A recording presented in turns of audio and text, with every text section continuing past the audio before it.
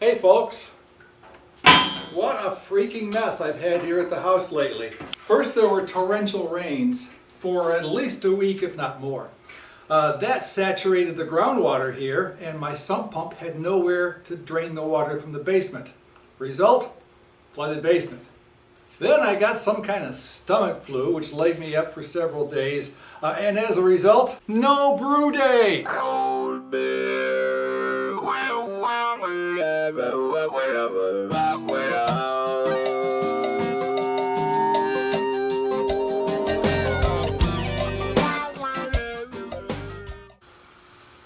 So today I'm just getting prepared for tomorrow's brew day. I filled up my hot liquor tank with water. I'm filling up my mash tun. Don't forget to turn off the ball valve. I'll also crush my grains and get ready for tomorrow's brew day on Sunday, and I'm making Denny Conn's Rye IPA, one of my favorites.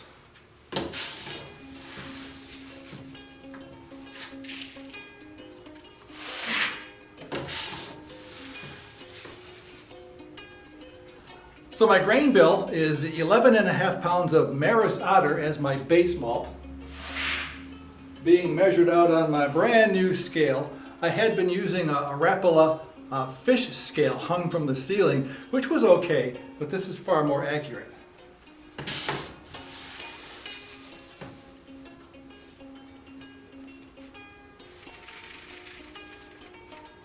Two, 3, 4, 5, 11.5. Now that's the base malt. The rest of the grain bill is 3 pounds of rye malt, 1 pound 4 ounces of Crystal 60 Lovibond, 8.2 ounces of wheat malt, and 8 ounces of Carapils.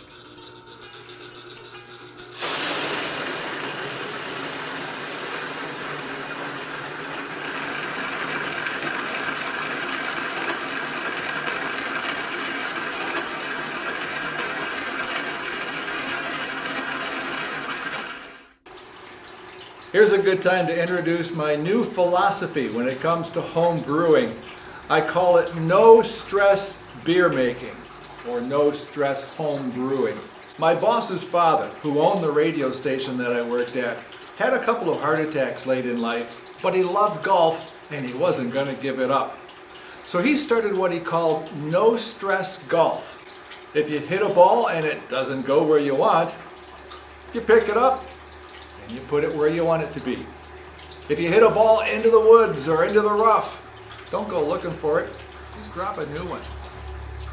The whole idea was to reduce worries, to reduce stress, and just enjoy the day, enjoy the game.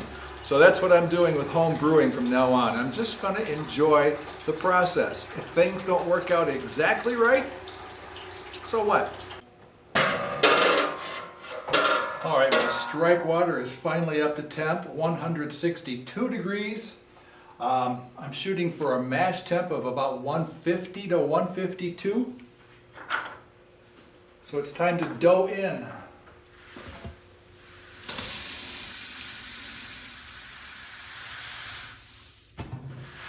Pretty big grain bill, so I'm going to do half at a time. Almost 17 pounds of grain.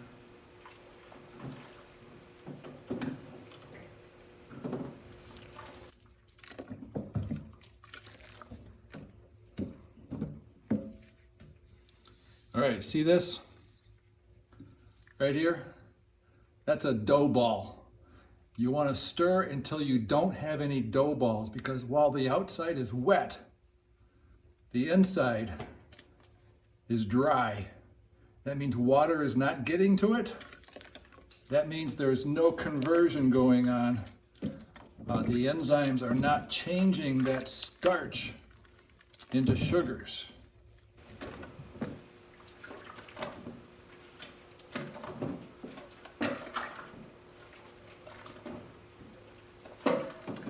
So I overshot my mash temperature by 2 degrees, and that's not bad.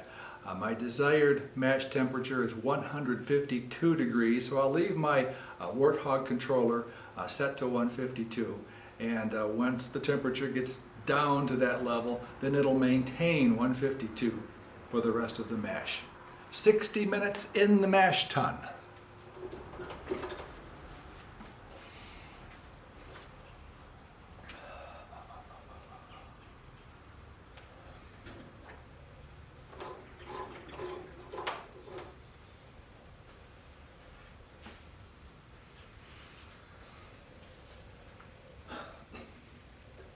So a thunderstorm rolled through just a little while ago. Had to run down and open up the pump on the basement to make sure it doesn't flood again. But no stress, right? No stress brewing. I've also noticed that my camera angle is a little bit tilted, but hey, no stress. No stress brewing. I'm all set up for my fly sparge. And this recipe calls for 1 ounce of Mount Hood hops. First wort hop. If you're not familiar what a first wort hop is, it's when you put the hops in the boil kettle right as you start to sparge. So it's in there as the boil kettle is filling up.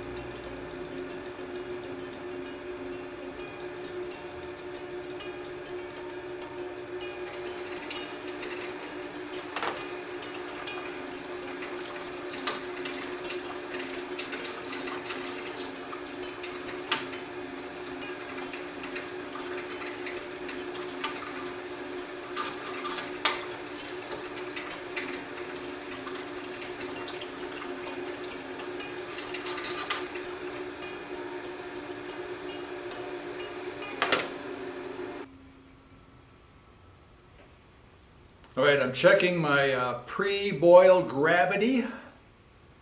If I've done everything right, I should have 1056. And I'm just shy of that, 1054. All right, no stress brewing.